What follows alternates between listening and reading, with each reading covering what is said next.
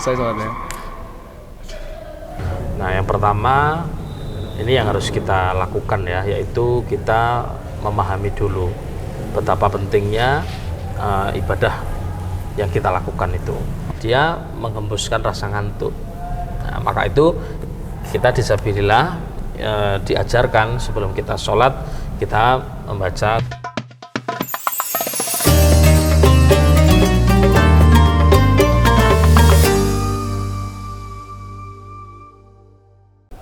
Allahu Akbar. Allahu Akbar.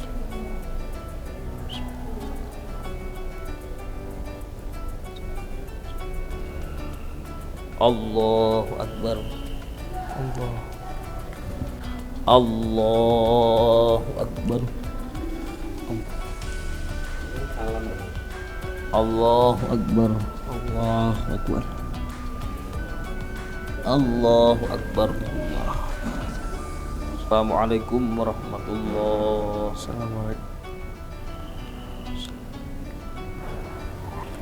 Mas Muklis, bangun mas. Udah selesai sholatnya mas? Tadi udah selesai sholatnya. Ya apa sama ini mas? Mari tas. Mari kan bang. Ngantuk berarti sorry ya. Ini puasa ini ibadah malas banget juga. Iya namanya sholat ya tetap harus sholat. Tapi nggak boleh sampai ketiduran. Ya kamu tidur ya gimana tadi? Tapi malas banget ya. Ya nggak bisa dong. Harus tetap sholat. Gimana ya tips and triknya itu? Iya. Kita tanya Pak Bayu aja mungkin ya. Iya.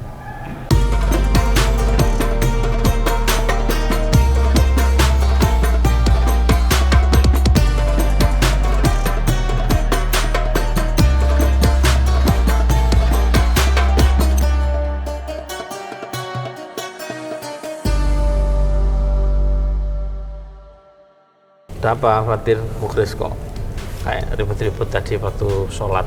Ini Ustaz ketiduran tadi ini waktu sholat. Ngantuk pulang. Iya dah, Muklis ketiduran tadi waktu sholat. Iya ini tadi. Ngantuk ya, puasa ini mungkin ngantuk. Ya harus jaga stamina memang waktu puasa meskipun bulan Ramadan nggak boleh jadi alasan kita nggak semangat atau ngantuk. Fatir juga mengalami nggak? Iya, kadang-kadang malam gua agak ngantuk ya, kok tarawih. Apalagi habis sahur ya, mau subuhan gitu. Nanti pas ngaji subuh gitu sih. Ngantuk. Sholat subuh terus ngaji itu ngantuknya langsung menyerang. Itu gimana mas? Tips and trik biar kita di bulan Ramadan tetap semangat, nggak ngantuk gitu. Iya, ya memang itu tantangan kita ketika beribadah. Salah satu godaannya adalah ngantuk, apalagi kalau di bulan Ramadan karena pola hidup kita kan ada yang berubah, jadwal makan, kemudian jadwal bangun tidur, sehingga sepertinya itu juga mempengaruhi. Nah maka ada beberapa tips ulama untuk kita perhatikan supaya kita tetap bisa menjaga stamina dan tidak ngantuk, tidak males-malesan sekalipun kita berada di bulan Ramadan. Malah seharusnya kita bisa lebih semangat lagi di bulan Ramadan. Nah yang pertama ini yang harus kita lakukan ya, yaitu kita memahami dulu betapa pentingnya ibadah yang kita lakukan itu. Orang kalau nggak punya motivasi, nggak punya pemahaman terhadap ibadah itu, dia cenderung akan meremehkan dan menjalankannya dengan biasa-biasa saja. Maka yang paling pertama adalah belajar. Kita harus mengetahui apa sih tujuan dari kita beribadah kepada Allah Subhanahu wa taala itu, khususnya sholat dan khususnya lagi ibadah-ibadah yang kita lakukan di bulan Ramadan itu. Kita memahami apa tujuannya, apa keutamaannya, sehingga dengan itu nanti akan memunculkan motivasi, semangat.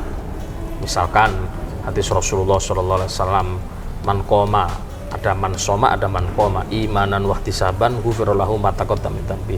Siapa yang melakukan sholat pada bulan Ramadan, yaitu sholat tarawih, maka dia akan diampuni dosa-dosanya oleh Allah Subhanahu wa taala. Nah ini kalau kita tahu begini, kita jadi termotivasi. Itu yang pertama. Yang kedua, kita juga hendaknya mengetahui apa saja kerugian-kerugian atau hal-hal yang akan kita lewatkan seandainya kita bermalas-malasan atau tidak bersemangat dalam melakukan ibadah itu. Banyak sekali kebaikan-kebaikan, pahala-pahala yang akan kita lewatkan begitu saja ya, apalagi Ramadan itu tidak akan terulang kecuali tahun depan ya. Tapi Ramadan yang tahun ini adalah merupakan rahmat dari Allah Subhanahu wa taala yang kalau kita tidak maksimal dalam melaksanakan puasa maupun tarawehnya, maka kita akan ketinggalan banyak sekali hal-hal yang positif ya. Dengan kita memahami itu, kemudian juga merenungi bahwa umur kita juga tidak tahu apakah tahun depan masih ada kesempatan, maka insya Allah kita juga akan semangat lagi. Yang ketiga yang bisa kita laksanakan adalah dengan kita mencari satu komunitas ya, yang bisa saling mengajak kita untuk bersemangat ya. Kayak kalian bikin ini bagus, saling ingatkan. Kalau mau berangkat tarawih bisa bareng-bareng gitu ya. Kita beribadah sendirian dengan bersama-sama itu lebih semangat kalau kita bisa bersama-sama ya kan.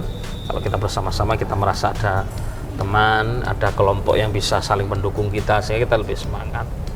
Nah yang terakhir, yang keempat yang bisa kita laksanakan, dan ini juga sangat penting sekali, yaitu kita memohon kepada Allah Ta'ala, berdoa supaya kita dilindungi dari godaan setan ya, karena setan itu setiap kali ada orang yang beribadah atau sholat pasti dia mengganggu, dan salah satu bentuk gangguan setan itu adalah dia menghembuskan rasa ngantuk.